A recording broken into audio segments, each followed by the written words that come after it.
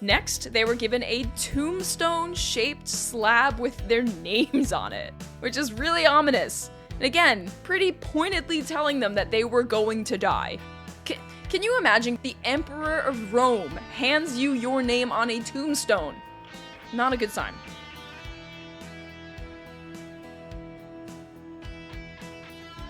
Welcome to A Popular History of Unpopular Things, a podcast that covers the unpopular stories from history. Tales about disease, death, and destruction. I like learning about all things bloody, gross, mysterious, and weird.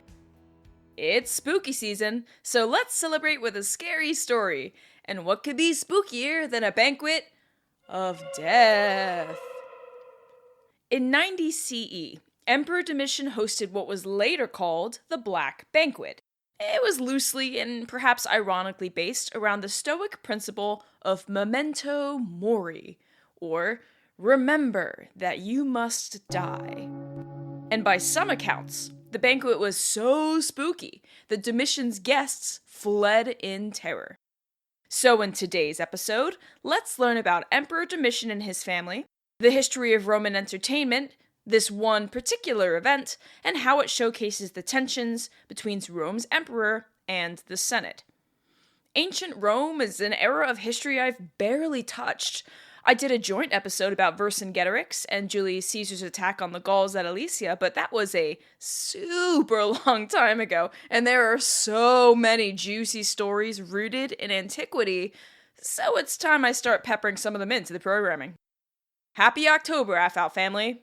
Let's get started.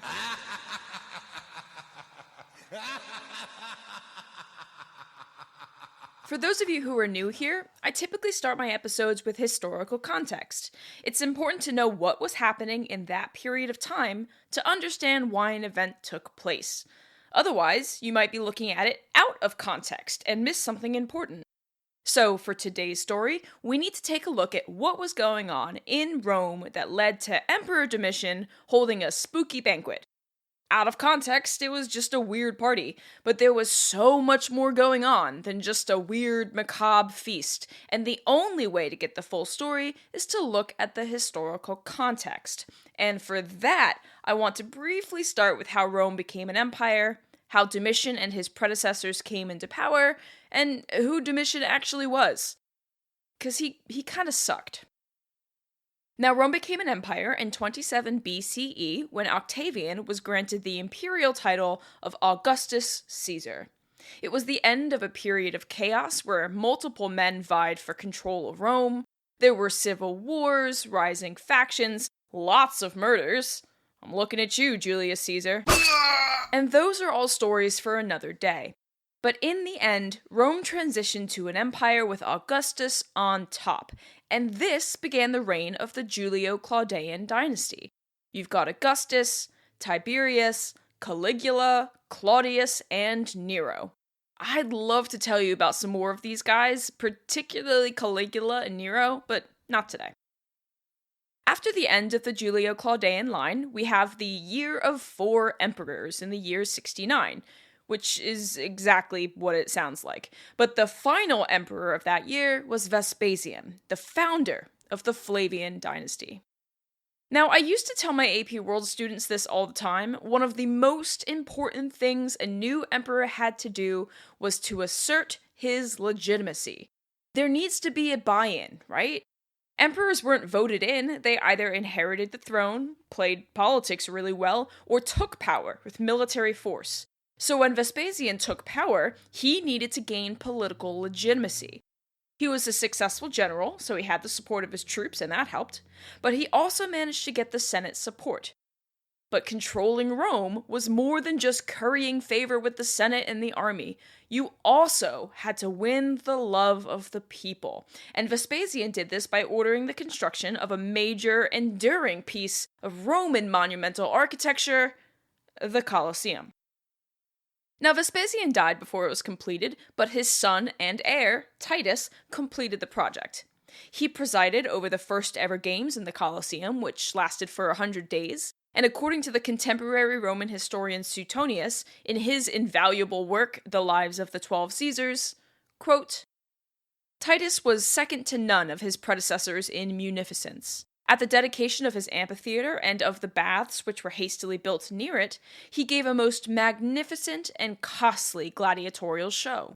He presented a sham sea fight, too, in the old Naumachia, and in the same place a combat of gladiators, exhibiting 5,000 wild beasts of every kind in a single day.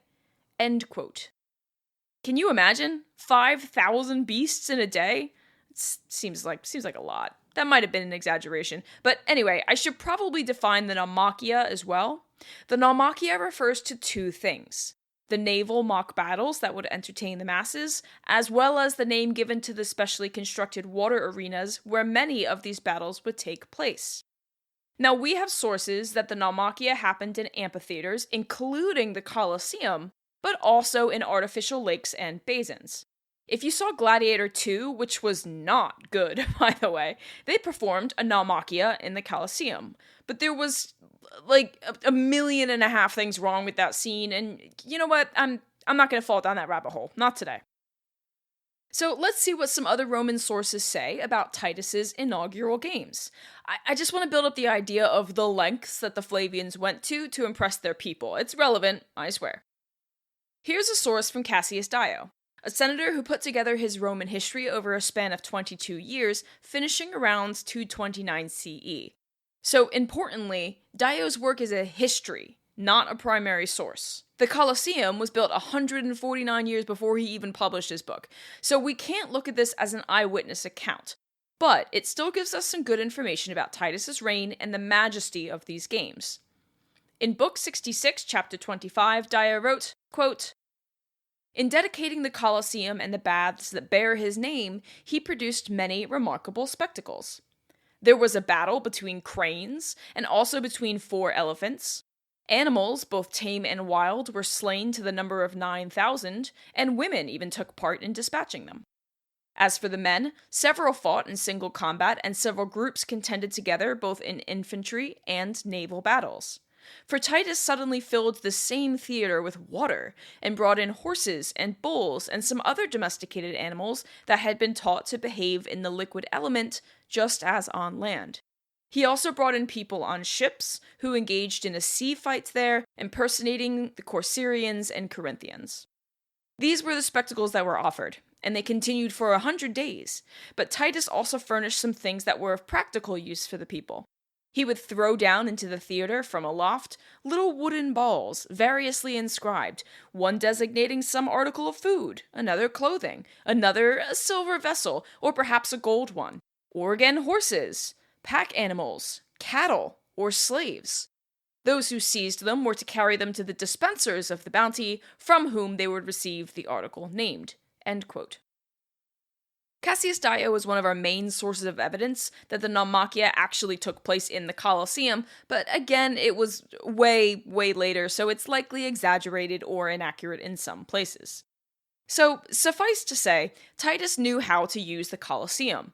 He put on quite a show for the masses, even giving away prizes to a handful of lucky people. But it wasn't just in the Colosseum where Roman emperors showed off. It was customary to throw a banquet for friends, senators, and others in high places. Suetonius tells us that Titus put on pleasant banquets. That's how he described them. Pleasant, not extravagant. And these banquets, like the shows at the Colosseum, were a way for emperors to show off their power. Barry Strauss, author of the book 10 Caesars, Roman Emperors from Augustus to Constantine, noted that banquets were a way to keep your friends close and enemies closer. Emperors could display power and wealth, dispense favors, monitor rivals. It was like a networking event. Picture men in togas, reclining on couches, eating and drinking wine to excess. There'd be music, troupe performances, maybe even wild animals on display. And Titus certainly wasn't the first to host a banquet, but as the heir to a relatively new ruling dynasty, he would want to make sure that he made the right friends. Roman sources note that he was a good man and a good emperor. But unfortunately, upon his very untimely death, his younger brother Domitian became the emperor of Rome. Unlike Titus, who finished their father's Colosseum project, worked hard to establish the Flavian Dynasty, put on lavish shows for the people, held pleasant banquets for senators and other wealthy Romans, Domitian was, well, here's what Cassius Dio has to say. Quote, Domitian was not only bold and quick to anger, but also treacherous and secretive. And so, deriving from these two characteristics, impulsiveness on the one hand and craftiness on the other, he would often attack people with the sudden violence of a thunderbolt, and again would often injure them as a result of careful deliberation. End quote. Suetonius echoes a similar sentiment, telling us that, quote, he never ceased to plot against his brothers secretly and openly, until Titus was seized with a dangerous illness, when Domitian ordered that he be left for dead before he had actually drawn his last breath. And after his death, he bestowed no honor upon him, save that of deification, and he often assailed his memory in ambiguous phrases, both in his speeches and in his edicts. End quote. There's some rumor in ancient texts that he might have been responsible for his older brother's death because he had previously plotted against him. Dio tells us that, quick quote, the tradition is that while Titus was still breathing and possibly had a chance of recovery, Domitian, in order to hasten his end, placed him in a chest packed with a quantity of snow, pretending that the disease required perhaps that a chill be administered. End quote. There's no way to corroborate that, but it at least gives you an idea of what kind of man Domitian was compared to his brother and father. So even if these sources were biased and exaggerated, as they often were because Roman writers often wrote with an agenda, we still get a sense that Domitian was not pleasant like his older brother. And I think the best example of that is at the heart of today's episode, his Black Banquet. Now, before we talk about the banquet itself, at least what the sources say about it, there are a few more things that we need to learn about to understand the full context, and one of those things is the idea of Memento Mori. So, Memento Mori essentially means, remember that you must die. And how do you remember that you will die one day? Well, through images associated with death. Skulls, other assorted bones, maybe coffins, wilted flowers, an hourglass that represents your time running out. I'm sure you get the point. But while that thought may scare you, the never-ending, looming existential threat that your life will definitely end one day, it's not actually meant to be a bad thing. By remembering that one day life will end, that our time on Earth is finite, we can stay rooted in the present and enjoy the things we have now. It's a beautiful reminder not to waste or squander our most precious commodity, time, because we can't get time back when it's gone. This concept comes from the philosophical traditions of Stoicism. So let's talk about Stoicism. I bet you didn't think you were getting a philosophy talk today, now did ya? Learning can be sneaky like that. Now, Stoicism traces back to Greek philosopher Zeno of Citium, which is modern-day Cyprus. And for any philosophy buffs out there, I'm definitely going to be oversimplifying things to get to the point, because I know a lot of people out there just want me to talk about the Black Banquet. Now, you guys know me. I think the context is the most important part of history. I think it's important to have a handle on the background information that leads up to events, because it gives us a lens to understand how and why things happened. But you already knew that. So, before Stoicism, there was a philosophy known as Cynicism. The Cynics, those who practiced it, emphasized a life of virtue and ethics. It was meant to dictate a way of living life. Virtue could be found by living a life in accordance with nature. To the Cynics, nature is governed by reason, self-sufficiency, and freedom.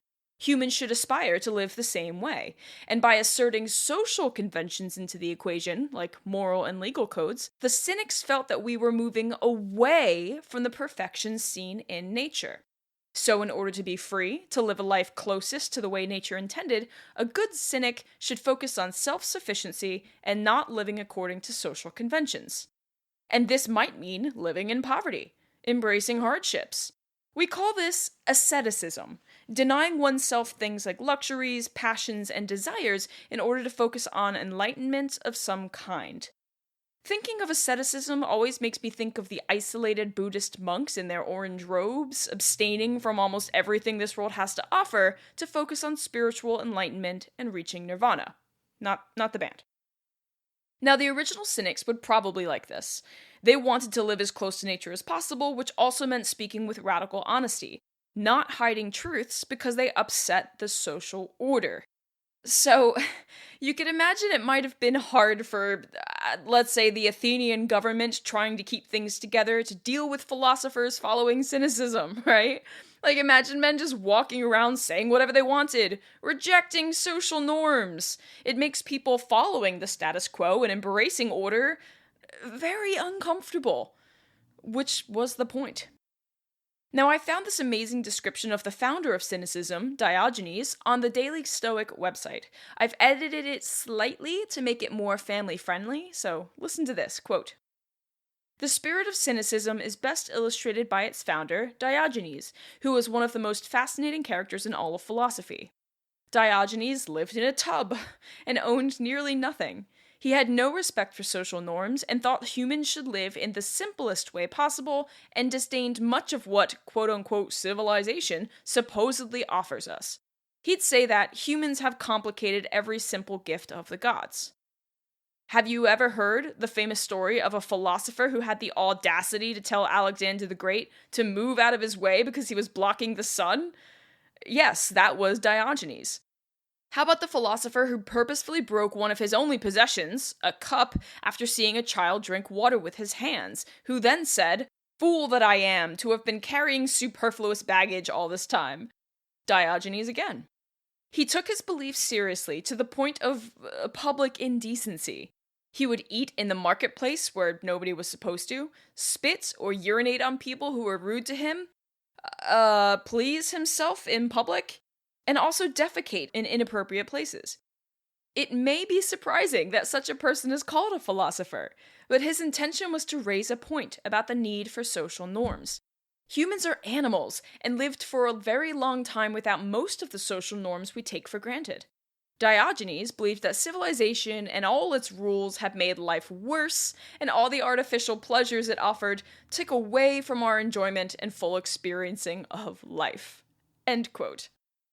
And that is an excellent encapsulation of what philosophical cynicism is. And hey, you're probably wondering, is this where we get our word for cynical?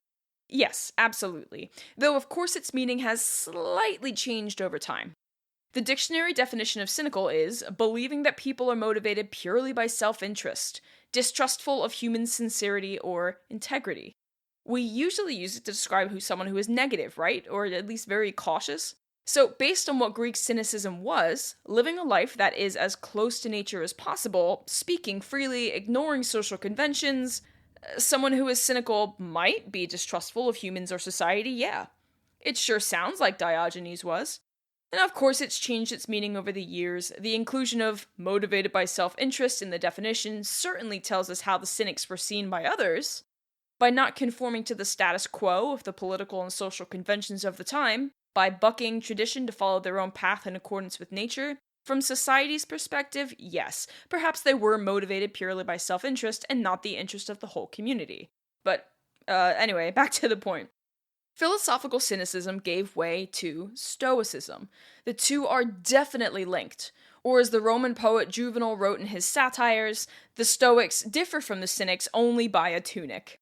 Stoics, like Cynics, also believed in living in virtue and as closely to nature as possible, but unlike the Cynics, who valued asceticism and didn't believe in following the laws of men, the Stoics found value in human constructs.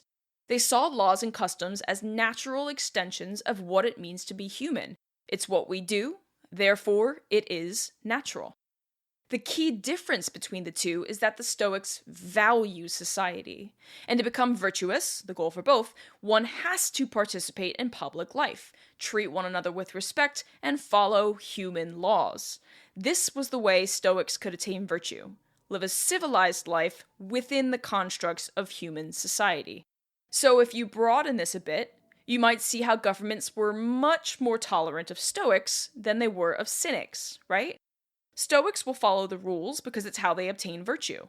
No wonder we see so many Stoics in positions of power, like the great Roman Emperor Marcus Aurelius. So how does a Stoic find virtue in his or her everyday life? Government and society can be So chaotic, with people doing whatever they want for their own self-interests. So, how does a Stoic find peace and virtue in all of that? Well, they focus on accepting what is within their control. If a Stoic is anxious about something, they accept that something bad might happen, but also recognize that it is out of their power to change it.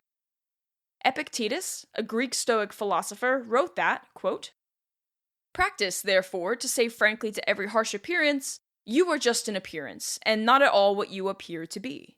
Next, examine it and test it by the measures you have, first and chiefly whether it concerns the things that are within our control or the things that are not within our control. And if it concerns the things that are not within our control, be prepared to say, it is nothing to me." End quote. Or, more simply, if you can't control it, banish it from your thoughts. You are the master of only that which you have control over. And listen, I know that's not easy to do that, just stop worrying about the things you can't control, but that's why Stoicism is a lifelong practice. You might now also see where the concept of Memento Mori fits into Stoicism. Marcus Aurelius wrote in his Meditations on Stoicism that, quote, "You could leave life right now. Let that determine what you do and say and think." To a Stoic, that is out of our control, right? It's gonna happen. We can't control that. But what we can control is how we enjoy the time that we have. Time is a gift. What did Master Oogway teach us? Yesterday is history, tomorrow is a mystery, but today is a gift, and that is why it is called the present. Epictetus taught that, quote, "Keep death and exile before your eyes each day, along with everything that seems terrible. By doing so, you'll never have a base thought, nor will you have excessive desire." End quote. The best way for a Stoic to focus on the present, to accept the things he or she cannot control, and to find virtue in human society was to remember Memento Mori, to remember that you will die, so don't waste the time we've been given. Act with honor, integrity, and virtue. Maintain your principles. Live a good life according to the social customs of the day. So that was the theme of Domitian's banquet. Death. But Domitian was not a Stoic. In fact, he persecuted the Stoics who opposed his rule, which they saw as going against the established social norms of the day. Domitian saw Stoicism as a threat to his power. If the Stoics were living according to their own principles and what they saw as virtue and discipline, then they may not follow Domitian's orders and rules. So, let's now take a closer look at Domitian's Black Banquet. So when Domitian took over in the year 81, after the quick and mysterious death of his brother, he got to work quickly.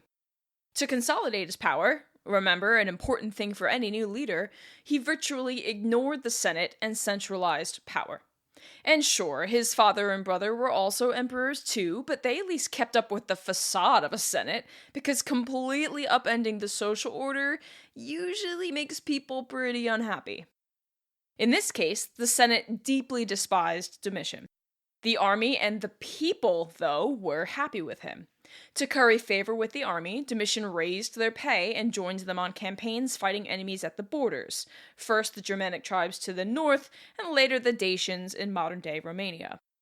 To win over the people, he expanded the Colosseum to include more seating and the underground complex known as the Hypogeum, which were tunnels and rooms where gladiators and animals were housed before combat. He also had engineers install elaborate trapdoors and elevators to make men, animals, and sets appear as if by magic through the sandy stadium floors. I'm sure it was quite the spectacle, and the people definitely loved it. This helped feed into Domitian's cult of personality, a phrase that denotes exaggerated public devotion for a leader. This happens with authoritarian regimes. The leader in question uses propaganda to control the masses and make themselves seem godlike, infallible, mythical even. Think Mao Zedong mandating everyone keep a picture of him in their homes, or the cult of personalities surrounding Hitler. This is a dangerous tool used by authoritarian leaders to gain complete and individual control over the government. It's the antithesis of the democratic principles inherent in a republic. It's why the Roman Republic fell, and why Rome became an empire. Domitian actively encouraged his cult of personality. He saw himself as being divinely appointed and even insisted on calling himself Dominus et Deus, Master and God. Cassius Dio notes that he didn't just call himself this out loud, he even wrote it on paper too, and those who stood in his way of total and complete control were often killed. Suetonius tells us of several senators who were put to death, some because they plotted revolution against him, and others for any trivial reason Domitian could come up with.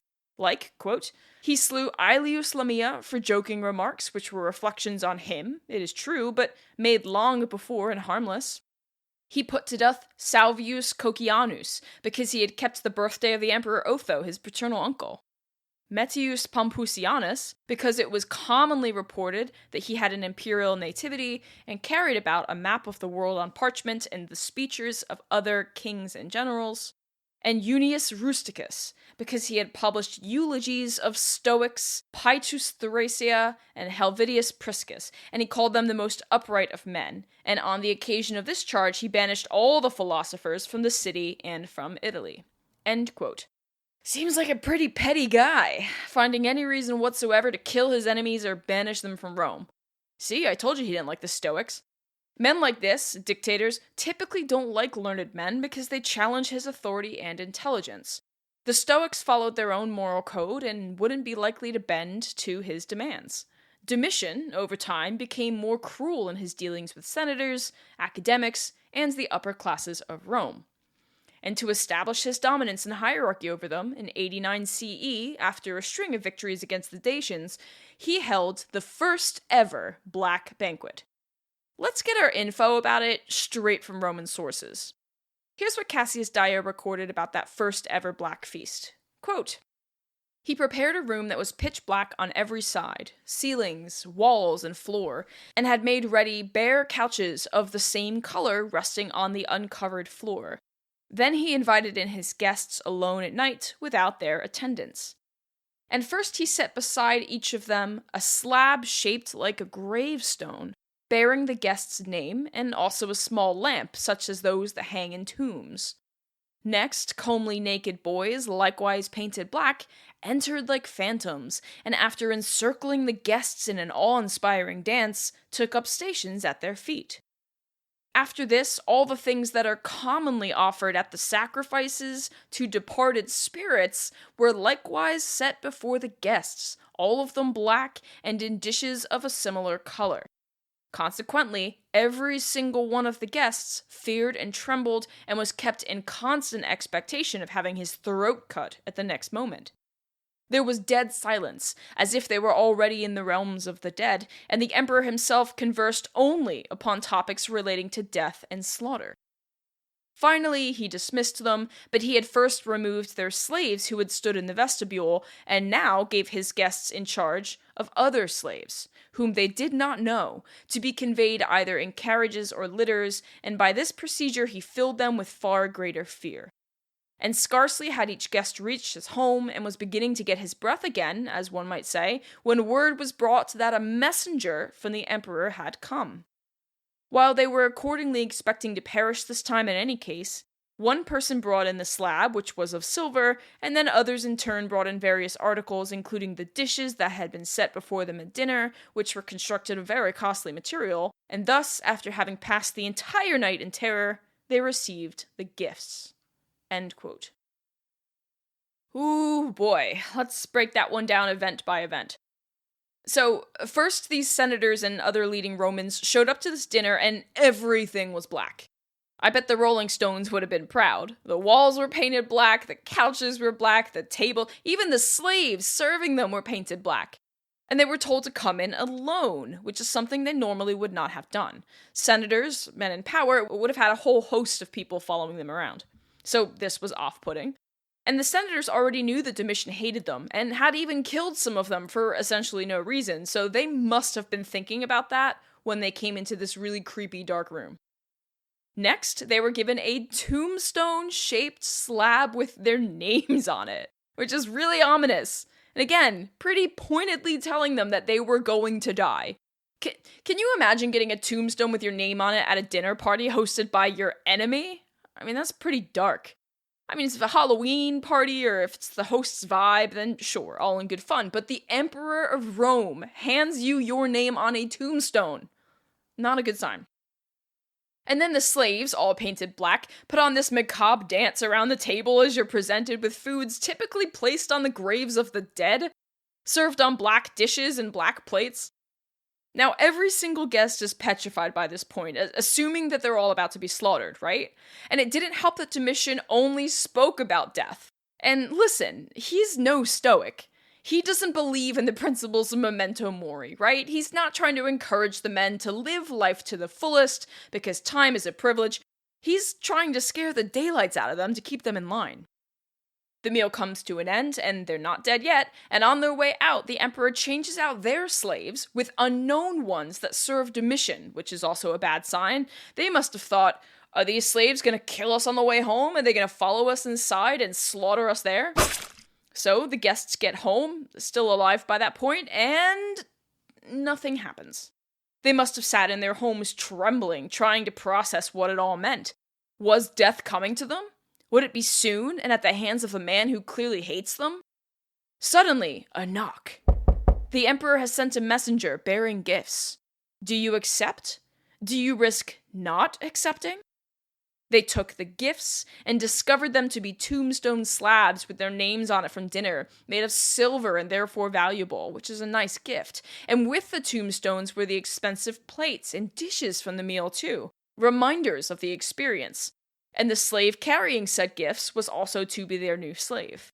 Now, this of course was a reminder to those who might oppose him that Domitian is in charge, and it would not be wise to cross him, for death was coming for them, Memento Mori, but weaponized for the sake of Domitian's cult of personality. Spooky, spooky stuff. Domitian was assassinated in 96 CE. It was done by court officials who were fed up with his tyranny and wanton paranoia. Suetonius recounts his death, quote, "Concerning the nature of the plot and the manner of his death, this is about all that became known.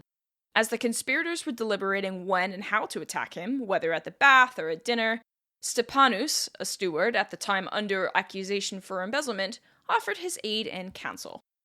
To avoid suspicion, he wrapped up his left arm in woolen bandages for some days, pretending that he had injured it, and concealed in them a dagger.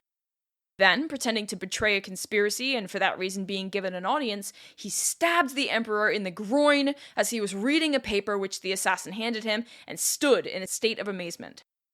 The emperor grappled with Stepanus and bore him to the ground, where they struggled for a long time, Domitian trying now to wrest the dagger from the assailant's hands and now to gouge out his eyes with lacerated fingers. In the wounded emperor's attempts to resist, he was slain with 7 wounds by 4 others." End quote. And Cassius Dio adds that his wife, Domitia, which is funny, Domitian and Domitia, was also aware of this plot and did nothing to stop it. He also tells us that Stepanus died in the ensuing struggle because some were actually loyal to Domitian and decided to avenge his death. But, Memento Mori, Domitian. Remember that you too must die. Thank you for joining me for this episode of A Popular History of Unpopular Things. My name is Kelli Beard, and I hope you've enjoyed this spooky episode on Emperor Domitian's Black Banquet. Thank you for tuning into my podcast, and check out some of the other episodes if you want more. If you want to support the show, I've got a link in the description for Buy Me a Coffee, a site where fans can fund small creators like me, but without having to sign up for an account. I would of course appreciate any help you can give me there, but honestly, I just appreciate you being here and listening to me talk about cool history stuff. You are why I am still here doing this. Be sure to like and follow my podcast, available wherever you listen, so you know when new episodes are dropped. And stay tuned to get a popular history of unpopular things.